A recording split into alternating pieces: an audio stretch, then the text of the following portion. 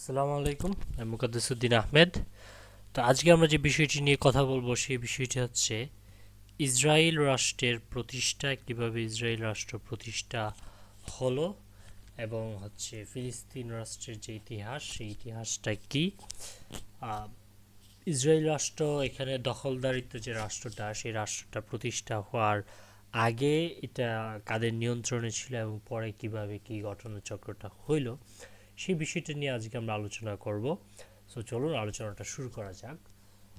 আহ, প্রথমে আমরা জেনে নিই 1917-এর আগে, অর্থাৎ প্রথম বিশ্বযুদ্ধটা যখন প্রায় শেষের দিকে, তার আগে এটা কীরকম ছিল। তার আগেই পুরো ইসরায়েল রাষ্ট্রটা ছিল হচ্ছে কি অটোম্যান এম্পায়ারের অধীনে, অটোম্যান সাম্রাজ্যের অধীনে। অটোম্যান সাম্রাজ্য আমরা জানি যে অনেক বিস্তৃতি লাভ করছিল, প্রায় 800 বছরের মতো এরা শাসন করছে। এখানে অটোম্যান এম্পায়ারের একটা ম্যাপ দেওয়া আছে। এই ম্যাপটা হচ্ছে আপনার যে এই ডার্ক অঞ্চলটুকু, এই কালার্ড অঞ্চলটুকু হচ্ছে কি অটোম্যান এম্পায়ারের ভূমি ছিল। এর মধ্যে এই যে হালকা যে অংশটা সেই অংশটা হচ্ছে গিয়ে তুরস্ক, বর্তমান তুরস্ক, এবং বাকি যে অংশটি এখানে আছে বাকু, বাকু মিনস আজারবাইজানের যে ক্যাপিটাল, দেন হচ্ছে দামাস্কাস, এটা হচ্ছে যে সিরিয়া, তারপর জেরুসালাম মানে হচ্ছে বর্তমান যে ফিলিস্তিন, তারপর হচ্ছে আলেকজান্দ্রিয়া, এটা হচ্ছে মিশর, কায়রো মিশর, দেন এদিকে মক্কা মদিনা, ওইদিকে বাগদাদ, তারপর এই পাশ থেকে হচ্ছে সুফিয়া বুদাপেস্ট মানে হাঙ্গেরি টাঙ্গেরির ওই যে অঞ্চলটুকু। সো অনেক বড় একটা এরিয়া আসলে অটোম্যান সাম্রাজ্যের অংশ ছিল। এর মধ্যে যে জেরুসালামের যে অংশটুকু, এই পার্টটুকু হচ্ছে বর্তমান এই যে কালার্ড অংশটুকু। এটা আমি জাস্ট হাতে ড্র করছি, এই কালার্ড অংশটুকু। এটা অ্যাকচুয়াল আসলে এরকম না, একটু কম বেশি হবে। সো হোয়াট এভার, এই যে পোর্শনটা, এই পোর্শনটা অটোম্যান এম্পায়ারের অধীনে ছিল, যেটা বর্তমানে হচ্ছে ইসরায়েল এবং ফিলিস্তিন যে অংশটুকু। সো এটা হচ্ছে বিষয়, সে অটোম্যান এম্পায়ারের অধীনে এটা ছিল কত কত সালে, 1917 সালের আগ পর্যন্ত। ওই সময়টাতে অটোম্যান এম্পায়ার যেটা, সেটা দুর্বল হয়ে পড়ছিল, ভাঙন দিয়ে গেছিল, অলমোস্ট শেষের দিকে চলে আসছিল, এবং তখন প্রথম বিশ্বযুদ্ধ ছিল। এই বিশ্বযুদ্ধে হারের পরে আসলে অটোম্যান সাম্রাজ্যটা ধ্বংস হয়। সো এটা অ্যাকচুয়াল হচ্ছে এরকম দেখতে, যেখানে হচ্ছে এই যে পিঙ্ক যে অংশটা সেটা হচ্ছে বর্তমানে ইসরায়েলের অধীনে, এবং এই যে গ্রিন এবং এই পাশে যে ছোট্ট একটা ব্লুর যে অংশটুকু এটা হচ্ছে ফিলিস্তিন। তাহলে এই ছোট্ট অংশটা হচ্ছে গাজা, আর এইটা হচ্ছে ওয়েস্ট ব্যাংক এবং জেরুসালাম। তারপর এই পাশে হচ্ছে মৃতসাগর, মৃতসাগরের এই পাশে জর্ডান, ওইদিকে সিরিয়া, ওইদিকে লেবানন, আর এই দিকটা হচ্ছে মিশর বা ইজিপ্ট, আর এইগুলো হচ্ছে ভূমধ্যসাগর। এই হচ্ছে আমাদের ভৌগোলিক ধারণা ইসরায়েলের। এটা ডান পাশেরটা হচ্ছে গিয়ে বর্তমান চিত্র, আর বাম পাশেরটা হচ্ছে আগের চিত্রটা। সো 1917 সালে আসলে কি কাহিনীটা হইল সেটা আমরা জানবো একটু পরে। তার আগে আমরা একটু এই ফিলিস্তিন রাষ্ট্রটার একটু হিস্ট্রিটা জেনে আসি। তার আগে আমরা কিছু হিস্টোরিক সিটি দেখি। এটা হচ্ছে আমাদের বর্তমান একটা ছবি, এটা হ্যাব্রন শহরের ছবি, ফিলিস্তিনের ওয়েস্ট ব্যাংকে অবস্থিত হ্যাব্রন। হ্যাব্রন একটা শহর ফিলিস্তিনের। এই হ্যাব্রন শহরটা মূলত হিস্ট্রিক্যাল এই জন্য কারণ এই শহরটাতে আমাদের নবী ইব্রাহিম আলাইসাল্লাম, ইসহাক আলাইসাল্লাম এই জায়গাটাতে তারা বসবাস করতেন। লাইফের পুরো সময় বসবাস করেন নাই, একটা সার্টিন টাইম বসবাস করছে এবং খুব ভালো একটা সময় বসবাস করছে। এবং এই হ্যাব্রন শহরেই হচ্ছে ইয়াকুব আলাইসাল্লামের কবর এবং ইসহাক আলাইসাল্লামের কবরটা অবস্থিত এই জায়গাটাতে, এবং তাদের বাসস্থান ছিল এইটা। আরেকটা শহরটা বাম ডান পাশে যেটা দেখছেন সেটা বর্তমানে এই শহরটা আসলে নাই, এটা একটা পরিত্যক্ত শহরই বলা যায়। এটার পূর্বের নাম ছিল হারান, যেটা বর্তমান তুরস্কে অবস্থিত। এই তুরস্কে হারানে থাকতেন হচ্ছে ইসহাক আলাইসাল্লাম, অর্থাৎ ইয়াকুব আলাইসাল্লাম, সরি, ইসহাক আলাইসাল্লামের ছেলে ইয়াকুব আলাইসাল্লাম এই জায়গাটায় থাকতেন। তিনি তার পূর্বপুরুষ যারা ছিলেন ইসহাক এবং ইব্রাহিম আলাইসাল্লাম দুইজনেই কিন্তু হেব্রন শহরে থাকতেন। তিনি হেব্রন শহর থেকে হারান শহরে গিয়েছিলেন ধর্ম প্রচারের জন্য, কারণ ওই হারান শহরের এদের ছিল হচ্ছে চাঁদ সূর্য ইত্যাদির পূজা করত। ওই জায়গাটাতে তিনি এখানে ধর্মের দাওয়াত দিতেন। তারপর তিনি একটা সময় হচ্ছে এই হারান শহর থেকে হেব্রন শহরে আসেন। কখন আসেন? যখন তার বাবা ইসহাক আলাইসাল্লাম মারা যান। এই খবরটা যখন তিনি শুনেন তখন তিনি এখান থেকে শিফট হয়ে তার যে আদি জায়গা হেব্রন শহর, এই হেব্রন শহরে তিনি মুভ করেন। এবং এর মাঝামাঝি একটা জায়গা, যে জায়গাটা হচ্ছে ক্যানান, এই ক্যানানের একটা চিত্র, বর্তমান চিত্র, আসলে এটা নিউ ক্যানান, অরিজিনাল ক্যানান যেটা, এটা এখন পরিত্যক্তই বলা যায়। সো এই ক্যানান শহরে ওনার স্ত্রী, অর্থাৎ আমাদের যে ইউসুফ আলাইসাল্লামের মা, ইয়াকুব আলাইসাল্লামের ওয়াইফ এবং ইউসুফ আলাইসাল্লামের মা, তিনি এই ক্যানান শহরে মারা যান। সো এই তিনটা সিটি হচ্ছে হিস্ট্রিক সিটি, যে তিনটা সিটি বর্তমানে হচ্ছে এই ইসরায়েল ফিলিস্তিন যে ভূখণ্ডটা, এই ভূখণ্ডের মধ্যেই অবস্থিত। সরি, তিনটা না, দুইটা। আর ওই এটা হচ্ছে তুরস্কে অবস্থিত। সো একটা সময় তিনটাই আসলে অটোমান এম্পায়ারের মধ্যে ছিল। ওকে, তাহলে এই ইসরায়েলিদের যে জাতি, তাদের যে হিস্ট্রিটা, সেটা হচ্ছে তারা ইব্রাহিম আলাইসাল্লামের বংশধর। ইব্রাহিম আলাইসাল্লামের দুজন পুত্র, একজন হচ্ছে ইসমাইল এবং আরেকজন হচ্ছে ইসহাক। ইসমাইল আলাইসাল্লাম তিনি শিফট করেন হচ্ছে আরবে, যেটা বর্তমান মক্কা মদিনার যে অঞ্চলটা, মক্কা যেটা, মদিনা না সরি, শুধু মক্কা, এই মক্কায় তিনি শিফট করছিলেন কোনো একটা টাইমে। ইসমাইল আলাইসাল্লাম তার যে বংশধর, তারা হচ্ছে মুসলিম সম্প্রদায়। এই ইসমাইল আলাইসাল্লামের বংশ থেকেই কিন্তু আমাদের রাসূল সাল্লাল্লাহু আলাইহি সাল্লামের আবির্ভাব হয়েছিল। হোয়াটএভার, ইসহাক আলাইসাল্লাম ছিলেন হেব্রন শহরে, ফিলিস্তিনের। এই হেব্রন শহরে ইসহাক আলাইসাল্লামের একজন পুত্র ছিলেন, তিনি হচ্ছেন ইয়াকুব আলাইসাল্লাম। ইয়াকুব আলাইসাল্লামেরই মূলত আরেকটা নাম হচ্ছে ইসরাইল। সো ওনার হচ্ছে 12 জন সন্তান ছিলেন, 12 জন পুত্র ছিলেন, আর কন্যা কতজন ছিল আমি ঠিক জানি না। সো এই উনার যে সন্তান সন্ততি, নাতি নাতনি, যে বংশধরটা হয়, সেই বংশধরটাকে বলা হয় বনি ইসরাইল বা ইসরাইল বংশধর, যেটা আর কি। তো ইয়াকুব আলাইসাল্লামের একজন ছেলে ছিলেন, তিনি হচ্ছেন ইয়াহুদা। ইয়াহুদার নাম অনুসারে আসলে ইহুদি হয়। আরেকজন হচ্ছেন আমাদের নবী, যিনি ইউসুফ আলাইসাল্লাম, তিনি পরবর্তীতে মিশরে শিফট করেন। আর ইয়াহুদা, লাবি, তারা ছিলেন হচ্ছে গিয়ে ইয়াকুব আলাইসাল্লামের পুত্র, তারা হচ্ছে এই হেব্রন শহরেই থাকতেন মূলত। এই হচ্ছে বিষয়। সো ইসরায়েল হচ্ছে পবিত্র ভূমি বলা হয়। কেন পবিত্র ভূমি বলা হয়? কারণ এখানে অলরেডি আমরা দেখতেছি যে তিনজন নবী ছিলেন, হজরত ইব্রাহিম, হজরত ইসহাক, ইয়াকুব, এবং ইউসুফ আলাইসাল্লামও ছোটবেলা থেকেই বড় হয়েছেন হচ্ছে ইসরায়েলে। তারপর হচ্ছে মুসা আলাইসাল্লাম ইসরায়েলে ছিলেন, ঈসা নবী ইসরায়েলে ছিলেন। সো অনেক নবী রাসূল আসলে এই জায়গাটাতে আসছে, এই জন্য এটাকে পবিত্র ভূমি বা হিস্ট্রিক্যাল স্পেস হিসেবে এটাকে কনসিডার করা হয়। সো এই হচ্ছে আমাদের যে ইসরায়েল রাষ্ট্রের বর্তমান ভূখণ্ডটা, এই ভূখণ্ডের তাৎপর্য কী, এবং এই ইসরায়েলি আসলে কাদেরকে বলা হয়, ইসরায়েল নামটা কিভাবে আসছে, ইয়াকুব আলাইসাল্লামের নাম থেকে আসছে, এবং তার বংশধরকে বলা হয় বনি ইসরায়েল। সো এই হচ্ছে এদের বংশধারা বা তাদের যে অবস্থান। এই হচ্ছে বিষয়। তাইলে আমাদের যে ইয়াকুব নবী কিন্তু এখানে প্রথমে ছিলেন না, তিনি থাকতেন হচ্ছে তুরস্কে। তার বংশধর পরবর্তীতে আবার তিনি আসছেন পরে হেব্রনে আসার পর তার বংশধর যেটা ধারা সৃষ্টি হয়েছে, সেই ধারাটা হচ্ছে বনি ইসরায়েল। ওকে, তাহলে এই ইসরায়েল রাষ্ট্রটা আমাদের হচ্ছে যখন খলিফা উমর ছিলেন তখন এটা তার অধীনে ছিলেন, এবং পরবর্তীতে এটা মাল্টিপল টাইমস আসলে শিফট হয়েছে। একবার ইহুদিদের অধীনে গেছে, মুসলিমদের অধীনে গেছে। তো আলটিমেটলি পরবর্তীতে অটোমান সাম্রাজ্য, এই অটোমান সাম্রাজ্য এই ইসরায়েল যে রাষ্ট্রের বর্তমান ফিলিস্তিন ইসরায়েল যে ভূখণ্ডটা, এই ভূখণ্ডটা তারা তাদের অধীনে ছিল অটোমান সাম্রাজ্যের। কত সাল পর্যন্ত? 1917 সাল পর্যন্ত। 1917 সালের দিকে হচ্ছে আমাদের যে পরিসংখ্যান, সেই পরিসংখ্যান বলে সময় ইহুদিরা এখানে ছিলেন 6% এবং মুসলিম ছিলেন 94%। অ্যাপ্রক্সিমেটলি 94-এর আশেপাশে, কিছু কম হবে কারণ অন্যান্য ধর্মাবলম্বীও ছিল সেখানে। সো এটা হচ্ছে 1917 সালের স্টেট। সেই সময় যেহেতু অটোমান সাম্রাজ্য ছিল, ওই সময় হচ্ছে ইহুদিরা ছিল এখানে 6% এবং মুসলিমরা ছিল 94%। সো ওই সময় কিন্তু অনেক ইহুদিরা ইউরোপে ছিল, ইউএসএতে ছিল, সো ডিফারেন্ট ডিফারেন্ট জায়গায় ছিল, এবং ইসরায়েলেও ছিল 6%। তো 1917 সালের দিকে ওই সময় প্রথম বিশ্বযুদ্ধ চলে। 1914 সালে তুরস্ক বা অটোমান সাম্রাজ্য একটা অক্ষশক্তি হিসেবে তারা কাজ করে, এবং মিত্র শক্তিতে ছিল ওই সময় হচ্ছে ব্রিটেন, তারপর হচ্ছে ইউএসএ, এই যে রাষ্ট্রগুলো আর কি। আরও অনেক রাষ্ট্র ছিল এখানে, জার্মানি ছিল। সো অনেক ধরনের কান্ট্রি এই যুদ্ধে এটা অবস্থা মানে অংশগ্রহণ করছিল। সো অটোম্যান সাম্রাজ্যের সাথে ব্রিটেনের একটা প্রবলেম ছিল।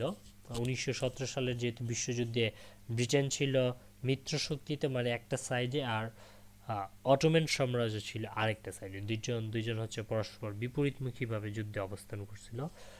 সেই যুদ্ধ থেকে 1917 সালে হচ্ছে ব্যালফোর ডিক্লারেশন হয়। ব্যালফোর ডিক্লারেশনের একটা প্রেক্ষাপট আছে, যে প্রেক্ষাপট থেকে মূলত ইহুদি রাষ্ট্রের আসলে তৈরি। তার আগে একটা বিষয় বলিনি, 1896-97 সালের দিকে জায়নিস্ট একটা মুভমেন্ট তৈরি হয়েছিল, যে জায়নিস্ট মুভমেন্টটার মূল উদ্দেশ্য ছিল ইহুদিদের জন্য একটা রাষ্ট্র প্রতিষ্ঠা করা। সো এই জায়নিস্ট আর এই জিউ অর্থাৎ ইহুদি আর জায়নিজম দুইটাকে অনেকে এক করে ফেলে। দুইটার মধ্যে একটা লিটল বিট ডিফারেন্স আছে। ডিফারেন্সটা হচ্ছে জায়নিস্ট হওয়ার জন্য ইহুদি হওয়া লাগে না, ইহুদি ছাড়াও জায়নিস্ট হওয়া যায়। যদি আপনি এটা বিলিভ করেন যে ইহুদি রাষ্ট্রের জন্য একটা ইহুদিদের জন্য একটা রাষ্ট্র প্রয়োজন এবং সেই রাষ্ট্রটা ফিলিস্তিনের ভূখণ্ডে হইতে হবে, এটা যদি আপনি বিশ্বাস করেন, এবার আপনি মুসলিম হন, হিন্দু হন, খ্রিস্টান হন, যাই হন, আপনি জায়নিস্ট। কারণ জায়নিজমের মতবাদটাই এইটা যে তারা ফিলিস্তিনে একটা ইহুদি রাষ্ট্র চাই। এটাই হচ্ছে জায়নিস্ট মুভমেন্ট। এই ব্যালফোর মূলত জায়নিস্ট মুভমেন্টের একজন প্রতিনিধি ছিলেন, বা প্রতিনিধি না, মূলত তার কারণে আসলে এই জায়নিস্ট মুভমেন্টটা সফল হয়, এই হচ্ছে বিষয়। তাহলে এই 1917 সালের দিকে যে প্রথম বিশ্বযুদ্ধ চলে, এই বিশ্বযুদ্ধে অটোম্যানরা গ্লিসারিন বাণিজ্য বন্ধ করে দেয়। অটোম্যানরা গ্লিসারিন বাণিজ্য অনেক প্রসিদ্ধ ছিল। অটোম্যানদের সাথে যেহেতু ব্রিটেনের একটা ক্ল্যাশ চলতেছিল, এই সময় তারা গ্লিসারিন বাণিজ্য বন্ধ করে দেয়। এই গ্লিসারিন বাণিজ্য বন্ধ করে দিলে জার্মান অটোম্যান মূলত এই সময় একপাক্ষিকভাবে যুদ্ধ করছে তারা, ব্রিটেন ছিল তাদের অপোজিশনে। তাহলে জার্মান কর্তৃক বাল্টিক সাগরটা দখল হয়ে যায়। কেন দখল হয়ে যায়? কারণ হচ্ছে যেহেতু গ্লিসারিন বন্ধ, ব্রিটেন ওরা গ্লিসারিন পাচ্ছিল না, গ্লিসারিন কিনতে পারছে না। সো গ্লিসারিন হচ্ছে অস্ত্র সংরক্ষণে এদের কাজ লাগে গ্লিসারিনের। সো যেহেতু অস্ত্র সংরক্ষণ করতে পারতেছে না এবং গ্লিসারিন দিয়ে মাছ শিকার করা যায় সেই অস্ত্র দিয়ে, সো এটাও প্রবলেম হচ্ছে। সো বাল্টিক শহরটা ব্রিটেন নিয়ন্ত্রণ করতে পারে না। জার্মানরা ওই সময় এই বাল্টিক শহর নিয়ন্ত্রণ করে ফেলছে। ওই সময় তো ব্রিটেন একটা খুনটাস হয়ে পড়ছে, যেহেতু তারা অস্ত্র সংরক্ষণ করতে পারতেছে না, তাদের অস্ত্র শক্তি কমতেছে, আস্তে আস্তে যুদ্ধে তারা হাইরা যাইতেছে, এরকম একটা সিচুয়েশন তৈরি হয়ে গেছে। এমন সময় ব্রিটেনের একজন সায়েন্টিস্ট কেম ওয়াইজম্যান, তিনি অ্যাসিটোন আবিষ্কার করেন গ্লিসারিনের বিকল্প হিসেবে। এই কেম ওয়াইজম্যান ছিলেন একজন ইহুদি এবং জায়নিস্ট, অর্থাৎ তিনি বিশ্বাস করতেন যে ফিলিস্তিনে একটা রাষ্ট্র, ইহুদি রাষ্ট্র গঠন করার দরকার। সো এই কেম ওয়াইজম্যান, বা তাকে অনেকে চিম ওয়াইজম্যানও বলে, হোয়াট এভার। সো এই ওয়াইজম্যান তিনি অ্যাসিটোন আবিষ্কার করেন। অ্যাসিটোন আবিষ্কার করার ফলে ব্রিটেনের এরা আবার অস্ত্র সংরক্ষণ করতে পারলো, মাছ শিকার করতে পারলো, বাল্টিক শহর তারা পুনরায় দখল করতে পারলো, জার্মানকে হারাই দিল। সো প্রথম বিশ্বযুদ্ধে ব্রিটেন বা মিত্রশক্তি জয়লাভ করে এবং এই ব্রিটেন কর্তৃক তখন এই ফিলিস্তিন যে ভূখণ্ডটা সেটা দখল হয়। যেহেতু অটোম্যান সাম্রাজ্য অলরেডি হারা গেছে এই প্রথম বিশ্বযুদ্ধে, সো হারা যাওয়ার কারণে অটোম্যান সাম্রাজ্যের যে ভূখণ্ডটা ছিল সেটা আসলে ভাগাভাগি হয় বিভিন্ন কান্ট্রিতে, অর্থাৎ ইউএসএতে, তারপর হচ্ছে রাশিয়া, ফিলিস্তিন ইত্যাদি। যে ব্রিটেন তাদের মধ্যে ভাগাভাগিতে ফিলিস্তিন যে রাষ্ট্রটা সেটা হচ্ছে গিয়ে ব্রিটেনের কাছে পড়ে। সো ব্রিটেন এটার দখলদারিত্বে চলে আসে, ব্রিটেনের মালিক হয়। এমন সময় ব্রিটেনের পররাষ্ট্র সচিব ব্যালফোর তিনি হচ্ছে কিম ওয়াইজম্যানকে বলেন যে তুমি যেহেতু আমাদের এত বড় একটা উপকার করছো, তোমার এই অ্যাসিট্রন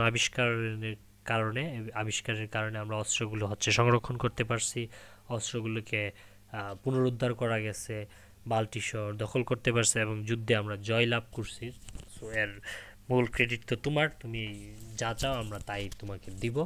তখন এই কিম ওয়াইজম্যান বললেন যে ফিলিস্তিন যে রাষ্ট্রটা, সেই রাষ্ট্রটা ইহুদিদের জন্য একটা রাষ্ট্র সেখানে গঠন করা হোক।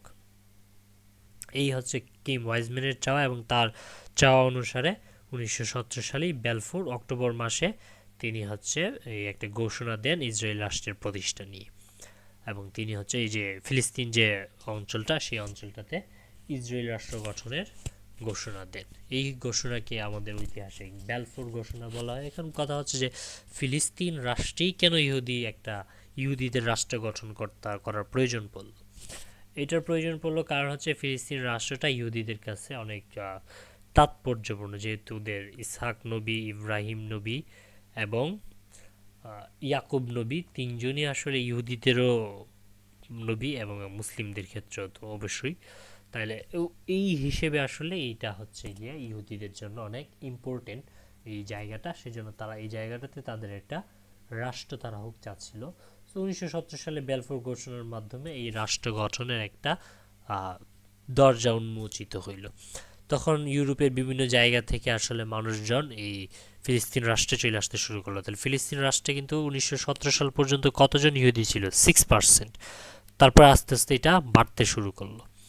তাহলে 1918 থেকে 1948 মাঝখানে দ্বিতীয় বিশ্বযুদ্ধ হলো। দ্বিতীয় বিশ্বযুদ্ধে হিটলার কর্তৃক জার্মানে অনেক ইহুদি নিধন শুরু হইলো। বিভিন্ন ইহুদিরা তারা মুভমেন্ট করতে শুরু করলো। সো জিউস আর মাইগ্রেটেড ইনটু ফিলিস্তিন, তারা হচ্ছে বিভিন্ন ইউরোপিয়ান বিভিন্ন রাষ্ট্রেই, ইতালিতে মুসোলিনি ছিল, তারাও ইহুদি নিধনে কাজ করছে অনেক। হিটলার ছিল, তারপর স্পেনে ছিল ফ্রাঙ্কো, তারাও এইরকম অনেক আসলে স্বৈর শাসক ছিল। দ্বিতীয় বিশ্বযুদ্ধের যে রিজিমটা, এই রিজিমটাতে ইহুদিদের প্রতি অনেক নিধন হয়েছে, যার দরুন তারা বিভিন্ন জায়গা থেকে মাইগ্রেট হওয়া শুরু করলো। যেহেতু বেলফোরের একটা ঘোষণা আছেই যে এটা ইহুদিদের রাষ্ট্র হবে। এবং ওই সময় তো এই 1918 থেকে 1948 সাল পর্যন্ত ব্রিটেন এটা নিয়ন্ত্রণে ছিল, যেহেতু প্রথম বিশ্বযুদ্ধে তারা জয়ী। এবং ফিলিস্তিন ভূখণ্ডটা অটোমান সাম্রাজ্য থেকে শিফট করে কার কাছে? ব্রিটেনের কাছে, অর্থাৎ এই বর্তমান ইংল্যান্ডের কাছে। তাহলে এই ইংল্যান্ড তাদেরকে পারমিট করে যে তোমরা জার্মান টার্মানে যারা আসো ইহুদিরা, তারা যারা নিধনে বা সেফ সিকিউর জায়গা পাচ্ছ না, তারা এই জায়গাটাতে মুভ করা, এবং আস্তে আস্তে মুভ করতে শুরু করলো। এখানে আমরা কিছু চিত্র দেখতে পাই, যে চিত্রগুলো হচ্ছে এই মাইগ্রেশনের। সো এখানে একটা কথা বলে রাখা ভালো যে ইহুদিরা যখন ফিলিস্তিনে মাইগ্রেটেড হতে শুরু করে, প্রথম থেকে ফিলিস্তিনিরা তাদেরকে অ্যাকসেপ্ট করেনি, কারণ তারা তো নির্যাতিত। ইউরোপিয়ান কান্ট্রিগুলোতে ইহুদিরা হচ্ছে নানানভাবে নিধনের শিকার হচ্ছে।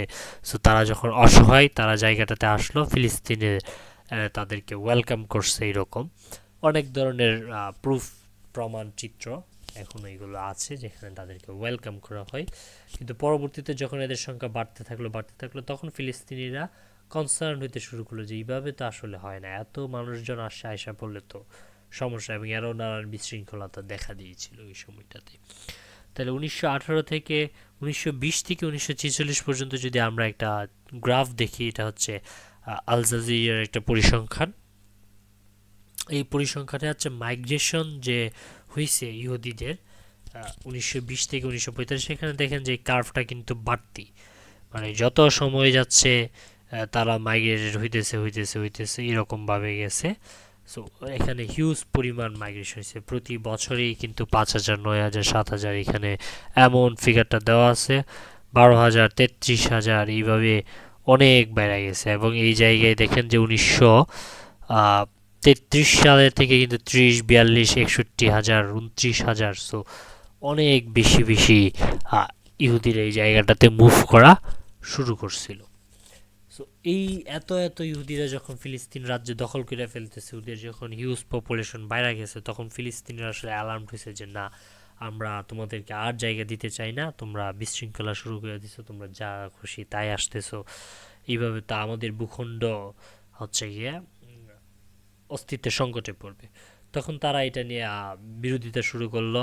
তখন যে ফিলিস্তিন ভূখণ্ড, সেই ভূখণ্ডে একটা গৃহযুদ্ধের মতো অবস্থা তৈরি হয়। তখন এটা যেহেতু ব্রিটেনের অধীনে ছিল, ব্রিটেন এটা নিয়ন্ত্রণ করতো, তারা এই ব্যাপারটাকে জাতিসংঘে নিয়ে গেছে যে এটার একটা সলিউশন দেন, এখানে তো অবস্থা খারাপ হয়ে গেছে। তাহলে বিটুইন 1918 থেকে 1947-এ জিউস যে, অর্থাৎ ইহুদিদের পপুলেশন, যেটা 6% থেকে 33%-এ মুভ করছে, অর্থাৎ 33%-এ হয়ে গেছে ইহুদিরা এখন ফিলিস্তিন ভূখণ্ডে অবস্থিত হয়। তারপর যখন ইউএনএ নিয়ে গেল, মানে জাতিসংঘে গেল, ব্রিটেনের এই টপিকটাকে জাতিসংঘে নিয়ে গেল, তখন জাতিসংঘ 1947 সালে তারা একটা 181 নং প্রস্তাবে তারা একটা প্রস্তাব দেয় তারা ভূখণ্ডের 55% ইহুদিদেরকে দেয় এবং 45% দেয় আরবদেরকে, অর্থাৎ ফিলিস্তিনিদেরকে। তাহলে কাহিনী যেটা হইলো, পুরা ভূখণ্ডটাই ছিল ফিলিস্তিনিদের। ফিলিস্তিনিরা 1918 থেকে 1917 সালে বেলফোর ঘোষণার পরে অনেক ইহুদিরা সেখানে আসতে শুরু করলো।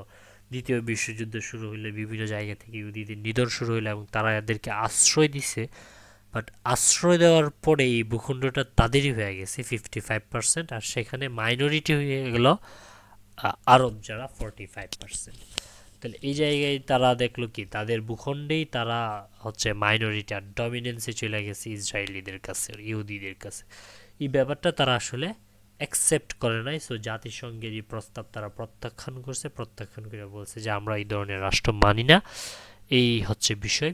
তাহলে তারা যে নকশাটা দিল যে 45% হচ্ছে এই গ্রিন অংশটুকু, এই গ্রিন অংশটুকু হচ্ছে ফিলিস্তিন এবং ব্লু অংশটুকু হচ্ছে ইসরায়েল। এই ছিল বিষয়। সো জাতিসংঘ এটা নিয়ে একটা বুটের আয়োজন করছিল। বুটের মধ্যে 33টা দেশ হচ্ছে তাদের মতামতের পক্ষে ভোট দিছে, আর 13টা দেশ এগেনস্টে ছিল। তার মধ্যে হচ্ছে এই রাষ্ট্রগুলো তারা হচ্ছে বিরুদ্ধে ছিল। আর অ্যাবস্টেইনড অর্থাৎ 10টা রাষ্ট্র, তারা কোনো পক্ষেই যায় নাই। এই হচ্ছে বিষয়।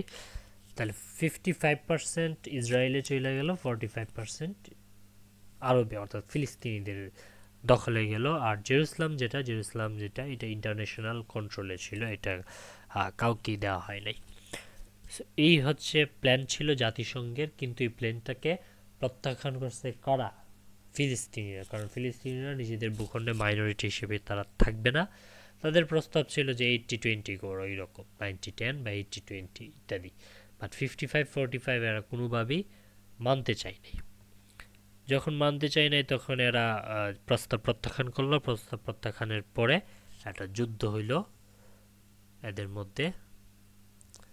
তাহলে ফার্স্ট যে ওয়ার্ল্ড ওয়ারটা, সেটা ইসরায়েল ভার্সেস ইরাক, ইজিপ্ট বা মিশর, সিরিয়া, জর্ডান এবং লেবানন, অর্থাৎ পার্শ্ববর্তী যে পাঁচটা রাষ্ট্রই ইসরায়েলের বিপক্ষে অবস্থান নিল এবং ফিলিস্তিনের পক্ষে অবস্থান নিল।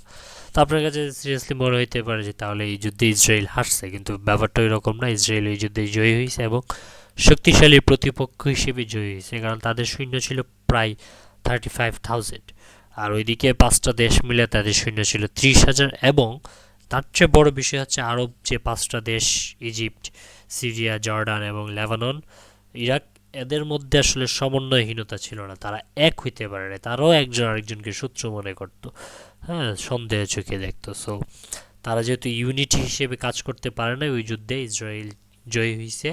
এবং জয়ী হওয়ার পরে ফিলিস্তিনের যে প্রত্যাশা ছিল, প্রত্যাশা তো শেষ।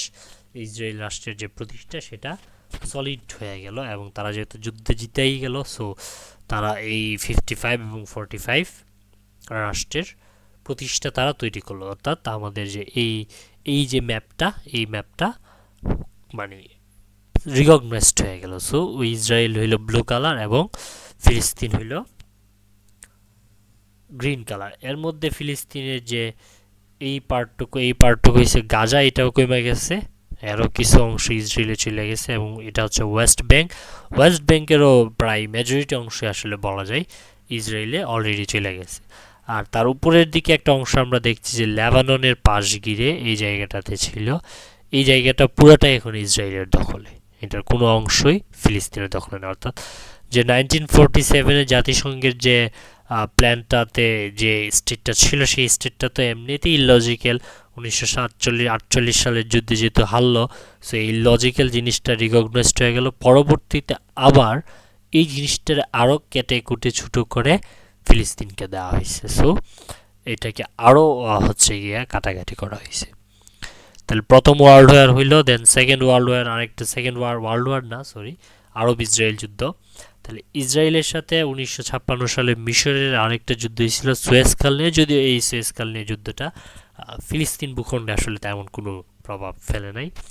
1967 সালে আরেকটা যুদ্ধ হয়, সেটা হচ্ছে ইসরায়েলের সাথে ইজিপ্ট, সিরিয়া এবং জর্ডান। এখানে আরেকটা বলে রাখা ভালো যে এই যে তিনটা পার্ট, এর মধ্যে গাজা পার্টটা ছিল মিশরের দখলে, অর্থাৎ মিশর এটা নিয়ন্ত্রণ করত। আর এই ওয়েস্ট ব্যাংক যে পার্টটা, সেই পার্টটা নিয়ন্ত্রণ করত জর্ডান এবং এই পার্টটা নিয়ন্ত্রণ করত সিরিয়া। হ্যাঁ, সো এই হচ্ছে বিষয়। তাহলে এই তিনটা দেশ 1967 সালে ইসরায়েলের সাথে যুদ্ধ করে। যুদ্ধটা কেন হয়? কারণ 1965 সালের দিকে ফিলিস্তিন পিএলও নামে একটা অর্গানাইজেশন গঠন করে, ফিলিস্তিন লিবারেশন অর্গানাইজেশন, অর্থাৎ মুক্তিকামী একটা সংগঠন। তারা তারা হচ্ছে গিয়ে ফিলিস্তিন ভূখণ্ড ফেরত চাই, অর্থাৎ আমরা আমাদের যে ভূখণ্ড সেই ভূখণ্ডটা আমরা ফেরত চাই। 48-এ তোমরা যুদ্ধের মাধ্যমে যে ভূখণ্ডটাকে দখল করে নিচ্ছ, এই দখলদারিত্ব বাদ দিয়ে আমাদের ভূখণ্ড আমাদেরকে ফেরত দাও, এটা ছিল তাদের মোটিভ। সো তারা হচ্ছে 1965 সালে গঠন করে এবং 67 সালের দিকে নভেম্বরের দিকে প্রবাবলি তারা হচ্ছে ইসরায়েলে একটা হামলা করে। এই হামলার প্রতিবাদে ইজিপ্ট, সিরিয়া এবং জর্ডানে ইসরায়েল পাল্টা আক্রমণ করে এবং পাল্টা আক্রমণটা 6 দিন ব্যাপী হয়। 6 দিন ব্যাপী আক্রমণে ইসরায়েল যুদ্ধে জয়লাভ করে, যার দরুন ইজিপ্ট থেকে গাজা স্ট্রিপটা ইসরায়েল দখল করে, সিরিয়া থেকে যে পার্টটা ছিল ওয়েস্ট ব্যাংক এবং জর্ডান থেকে ওয়েস্ট ব্যাংক ছিল জেরুসালাম, এই যে পার্টটুকু সেই পার্টটুকু ইসরায়েলের দখলে চলে আসে। অর্থাৎ আগের যে আমাদের এই ম্যাপটা ছিল, এই ম্যাপের এই অংশটা নিয়ন্ত্রণ করতো ফিলিস্তিনিদের ভূখণ্ড ছিল, কিন্তু নিয়ন্ত্রণ করতো মিশর, এটা নিয়ন্ত্রণ করতো জর্ডান এবং এটা নিয়ন্ত্রণ করতো সিরিয়া, জর্ডান দুইটা মিলি। সো পরবর্তীতে যেটা হইল 67 সালের 6 দিনের যুদ্ধে ইসরায়েল পুরা জিনিসটাই দখল করলো, দখল করেও থাকতে দিচ্ছে এদেরকে ইসরায়েল। আচ্ছা, ফিলিস্তিনিদের এখানে থাকতে দিচ্ছে, এখানে থাকতে দিচ্ছে। এবং 48-এর যুদ্ধের সময় ফিলিস্তিনিদের প্রায় 75 লক্ষ ফিলিস্তিনিদেরকে এরা 7 লক্ষ, সরি 75 লক্ষ না, 7 লক্ষ ফিলিস্তিনিদের উৎখাত করা হয়েছে তাদের বাড়ি থেকে। তারপরে 67-র যে 6 দিনের যুদ্ধ, 6 দিনের যুদ্ধে জয় লাভের পর আরও 3 লাখ ফিলিস্তিনিদেরকে, অর্থাৎ এই পাশের যে 3 লাখ ফিলিস্তিনি ছিল তাদেরকে উৎখাত করা হয়েছে এখান থেকে এবং এখান থেকে, টোটাল 3 লাখ, তার চেয়ে বেশি উৎখাত করা হয়েছে 6 দিনের যুদ্ধের পরে। তাহলে যেটা হলো এই পুরো রাষ্ট্রটাই আসলে ইসরায়েলের দখলে চলে গেছে। এখানে যদিও আগে মিশর, জর্ডান যৌথভাবে তারা এটাকে নিয়ন্ত্রণ করত, পরবর্তীতে ফিলিস্তিনের ভূখণ্ডটা ফিলিস্তিনিরা তারা হচ্ছে ইসরায়েলের নিয়ন্ত্রণে চলে গেল, অর্থাৎ ইসরায়েল তাদেরকে নিয়ন্ত্রণ করে। তাহলে প্রথমে কি হইল? প্রথমে ছিল অটোম্যান সাম্রাজ্যের অধীনে, অটোম্যান সাম্রাজ্যের পরে হইল ব্রিটেনের অধীনে, ব্রিটেনের অধীনের পরে গেল মিশর, জর্ডানের, তারপরে হচ্ছে ডিরেক্ট ইসরায়েলের অধীনে চলে গেল। কখন? 1967-এর ওয়ারে। তারপর যেটা হইল 1973 সালের দিকে আরেকটা যুদ্ধ হয়, Israel versus Egypt plus Syria. এই যুদ্ধে এখানে হচ্ছে গিয়া তারা এই ইজিপ্টের একটা জায়গা ছিল সিনাই উপদ্বীপ, যেটা মিশর ইসরায়েল দখল করে নেয়, আর সিরিয়ার একটা জায়গা ছিল গুলান মালভূমি, এটাও হচ্ছে ইসরায়েল দখল করে, এবং জর্ডান থেকে ওয়েস্ট ব্যাংক যেটা সেটা দখল করে। তো ইজিপ্ট আর সিরিয়া তাদের জায়গা তারা ফেরত চায়। ফেরত চাওয়ার জন্য 1973 সালে তারা আবার যুদ্ধে নামে। ইজিপ্ট, মিশর চায় তাদের সিনাই উপদ্বীপ ফেরত দেওয়া হোক এবং সিরিয়া চায় হচ্ছে তাদের গুলান মালভূমি এটা ফেরত দেওয়া হোক। তো 1973 থেকে প্রায় 1978 সাল পর্যন্ত এই যুদ্ধটা চলে। এখানে আফটার 1967 ওয়ারের একটা পরবর্তী রেজাল্টটা দেখানো আছে যে ইসরায়েল হচ্ছে এই যে হোয়াইট পর্শনটুকু ইসরায়েল, দেন ওয়েস্ট ব্যাংক, জেরুসালাম, আর এইদিকে হচ্ছে যে ছোট্ট যে গাজা স্ট্রিপটা, গাজা উপত্যকা, এইদিকে আছে সিরিয়া, সিরিয়ার গুলান মালভূমি, আর এইদিকে আছে হচ্ছে মিশরের সিনাই উপদ্বীপ। তাহলে ইসরায়েল যে কাজটা করে এই সিনাই উপদ্বীপটা দখল করে নেই 1967 সালে মিশর থেকে। যেহেতু এখানে তিনটা প্রতিপক্ষ ছিল, মিশর, সিরিয়া, জর্ডান, তাহলে মিশর থেকে সিনাই, জর্ডান থেকে হচ্ছে এই ওয়েস্ট ব্যাংক তারা নিয়ে আসে, আর সিরিয়া থেকে গুলান মালভূমি নিয়ে আসে। তারপরে হচ্ছে মিশর সিনাই উপদ্বীপ ফেরত চাই, আর সিরিয়া হচ্ছে গুলান মালভূমি ফেরত চাই। তারপরে এই 73 থেকে 78 সাল পর্যন্ত এই যুদ্ধগুলো হয়। যুদ্ধগুলো হওয়ার পরে ক্যাম্প ডেভিড একটা চুক্তির মাধ্যমে যুদ্ধটা শেষ হয়। এই চুক্তির মধ্যস্থতা করেন ইউএস প্রেসিডেন্ট জিমি কার্টার, যিনি মাঝামাঝি বসে আছেন, আর ডান পাশে হচ্ছে ইসরায়েলের প্রধানমন্ত্রী এবং বাম পাশে হচ্ছে মিশরের প্রধানমন্ত্রী। তাহলে এই যুদ্ধে কিন্তু মিশরের প্রধানমন্ত্রী আনোয়ার সাদাত, তিনি আসলে এই আনোয়ার সাদাত, তিনি এই যুদ্ধটা কিন্তু শুরু করেন এবং তিনি ওই সময় তুমুল জনপ্রিয় হয়েছিলেন যে সিনাই উপদ্বীপ পুনরুদ্ধারে মিশরের প্রেসিডেন্ট যুদ্ধের ডাক দিয়েছে। পরবর্তীতে তিনি আবার চুক্তি করলেন, চুক্তি করে তিনি এই বিষয়টাকে সুরাহা করলেন। কিভাবে সুরাহা করলেন? President Jimmy Carter hosted Egyptian president Anwar Sadat, okay, এটা হচ্ছে মেরিল্যান্ডে, যুক্তরাষ্ট্রের ক্যাম্প ডেভিড মেরিল্যান্ডে এই মিটিংটা হয়েছিল এবং মধ্যস্থতা হয়েছিল, যেখানে আমাদের হচ্ছে গিয়ে যে রেজাল্টটা হচ্ছিল সেই রেজাল্টটা হচ্ছে মিশরকে ইসরায়েলকে স্বীকৃতি দিতে হবে, যার বিনিময়ে সিনাই উপদ্বীপ মিশরকে ফেরত দেওয়া হবে। এবং ক্যাম্প ডেভিড চুক্তিতে আনোয়ার সাদাত সাইন করে, যার ফলে সে সিনাই উপদ্বীপ ফেরত পায় এবং ইসরায়েলকে স্বীকৃতি দেয়। এখন যে ইসরায়েলকে স্বীকৃতি দিল, এই ব্যাপারটা আসলে এই ব্যাপারটা হচ্ছে গিয়া আমাদের ফিলিস্তিন এবং আরব লীগ যেটা ছিল মধ্যপ্রাচ্যের দেশগুলো, 22টা দেশ, এই 22টা দেশ আসলে এতে সমর্থিত হয় না। এবং মিশরের মুসলিমপন্থী যে জনগণগুলো ছিল তারা সবাই আসলে ক্ষুব্ধ ছিল। ক্ষুব্ধ হওয়ার ফলে আনোয়ার সাদাতকে তারা মাইরেও ফেলছিল। এই হচ্ছে বিষয়। এবং এই তিনজন যে ইসরায়েলের প্রধানমন্ত্রী মেনাখেম, তারপর মিশরের প্রধানমন্ত্রী আনোয়ার সাদাত এবং ইউএস প্রেসিডেন্ট জিমি কার্টার, তারা তিনজনই নোবেল প্রাইজ পাইছিল, যার মধ্যে আনোয়ার সাদাতকে তো পরে হত্যাই করা হলো, যেহেতু তিনি হচ্ছেন মিশরবাসীর যে প্রতীক্ষা সেটা যদিও পূরণ করছে, কিন্তু ওই যে ইসরায়েলকে স্বীকৃতি দিল এই জিনিসটা মুসলিম দেশগুলো মানতে পারে নাই এবং মিশরের জনগণ এই জিনিসটাকে অ্যাকসেপ্ট করে নাই, যার দরুন তিনি আসলে ক্ষুব্ধ হয়ে মারা যান।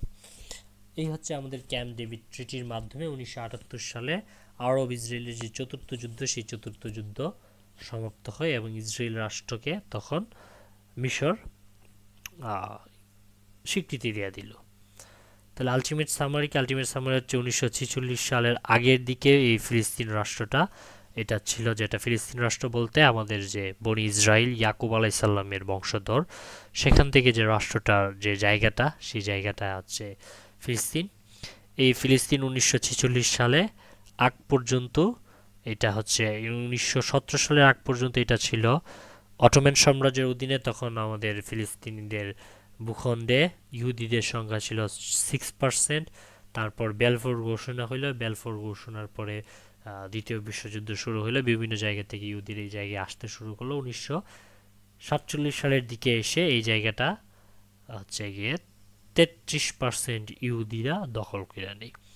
তারপরে যে সাদা সাদা অংশটুকু হচ্ছে ইহুদি এবং এই সবুজ অংশটা হচ্ছে আরব মুসলিমদের। তাহলে সবুজ অংশটা দেখা যাইতেছে না, যে তারপরেও কিন্তু 46 সালের দিকে ফিলিস্তিনিরাই মেজরিটি ছিল এবং তাদের জায়গাটাই ছিল বেশি। পরবর্তীতে ইউএন পার্টিশন হলো, ইউএন পার্টিশন করে দিল সবুজ যে অংশটা সেটা ফিলিস্তিন এবং সাদা অংশটা ইসরায়েল। তাহলে এই যে ছোট ছোট ছোট ছোট বিন্দু বিন্দু বিন্দু বিন্দু অংশটুকু 46 সালে তারাই দেখেন যে এখানে অনেক বড় একটা পার্টিশন নিয়ে নিল 55%, যে জিনিসটা ফিলিস্তিন মানতে পারলো না। তারপরে হচ্ছে 67-এ যে ওয়ারটা হইল 6 দিনের যুদ্ধে, এই 6 দিনের যুদ্ধে এই দিকের উপরের পার্টটা ফিলিস্তিন হারাই ফেললো। এই পার্টটা এটা ছোট হয়ে এতটুকু গাজা স্ট্রিপ হইল, আর এই দিকের যে অংশটুকু, এই অংশটুকু ইসরায়েল নিয়ে নিল। তারপরে এই ওয়েস্ট ব্যাংকের অংশটুকু নিয়ে নিল, অংশটুকু নেওয়ার পরে কারেন্ট যে বর্তমান যে অংশটুকু সেটা হচ্ছে এই, অর্থাৎ এই দিকে আমাদের গাজা উপত্যকা এবং এই দিকে ওয়েস্ট ব্যাংকের ছোট ছোট ছোট ছোট যে অংশটুকু, সেই অংশটুকু হচ্ছে ফিলিস্তিনিদের দখলে আছে। তার মানে আমাদের যে সময়ে পুরো ভূখণ্ডটাই ছিল ফিলিস্তিনিদের, বর্তমানে দেখা যাচ্ছে ফিলিস্তিনিরা আসলে নাথিং, কিছুই নেই, প্রায় বোধহয় পুরো রাষ্ট্রের পুরো ভূখণ্ডের 18% সম্ভবত বর্তমানে ফিলিস্তিনিদের দখলে আছে। সো যে জায়গাটায় আসলে ওরাই 100% থাকার কথা, সেই জায়গাটাতে ওরা আছে 18% অ্যাপ্রক্সিমেটলি। সো এই ব্যাপারটা হচ্ছে আমাদের বর্তমান ইসরায়েল যে রাষ্ট্র, সেই রাষ্ট্রের পটভূমি। তারপরেও আমরা তারপরেও দেখি যে এখানে গাজায়, তারপরে ওয়েস্ট ব্যাংকে এখনও নানান ধরনের হামলা টামলা চলছে, নানান মানুষ মারা যাইতেছে তাদের অধিকারের আদায়ের জন্য। এই হচ্ছে আমাদের বর্তমান যে রক্তক্ষয়ী যে যুদ্ধ আমরা দেখি, এই হচ্ছে বিষয়। তাহলে আমাদের এই ইসরায়েল ফিলিস্তিন যে ব্যাপারটা, সেই ব্যাপারটা নিয়ে আশা করি আপনারা সবাই একটা ধারণা পেয়েছেন। পরবর্তীতে আমরা অন্য কোনো বিষয় নিয়ে আলোচনা করব। সেই পর্যন্ত ভালো থাকুন, সুস্থ থাকুন, আল্লাহ হাফিজ।